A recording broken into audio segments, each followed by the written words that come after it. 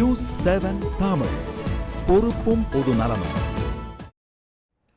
மின் கட்டண உயர்விற்கு எதிர்ப்பு தெரிவித்து தேமுதிக சார்பில் மதுரையில் ஆர்ப்பாட்டம் நடத்தப்பட்டது. ஆர்ப்பாட்டத்திற்கு தலைமை தாங்கிய தேமுதிக தலைவர் விஜயகாந்த் தமிழக அரசுக்கு மக்கள் நலனின் அக்கறை இல்லை என்று குற்றம் சாட்டினார். மின் கட்டண உயர்வை கண்டித்து மதுரை பழங்காநத்தத்தில் விஜயகாந்த் தலைமையில் தேமுதிகவினர் ஆர்ப்பாட்டத்தில் ஈடுபட்டனர். அப்போது பேசிய அவர், மின் வாரியத்தின் நஷ்டத்தை காரணம் காட்டி கட்டணத்தை உயர்த்தியிருப்பது கண்டிக்கத்தக்கது என்றார்.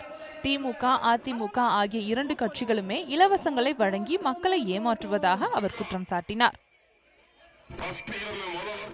தொலைநோக்கு பார்வை நாங்கள் சட்டப்படுத்தாங்க. 2023 தொலைநோக்கு பார்வை சோலார் லைட் இயற்கையாக சூரியன் இப்ப சொன்னார் ஒருத்தர், சூரியன் கரண்ட் தான் இருப்போம். வருஷத்துக்கு 1000 மெகாவாட் தயார் பண்ண 3000 மெகாவாட் 100 மெகாவாட் தயார் பண்ண வருஷம் மூணாச்சு. காற்றாலை நிறுவனங்களுக்கு 1500 கோடி ரூபாய் நிலுவைத் தொகையை தமிழக அரசு இன்னும் ஏன் கொடுக்கவில்லை என்று அவர் கேள்வி எழுப்பினார். பால் மற்றும் மின் கட்டண உயர்வுக்கு எதிராக தமிழகம் முழுவதும் தேமுதிக தொடர்ந்து போராட்டம் நடத்தும் என்றும் அவர் கூறினார்.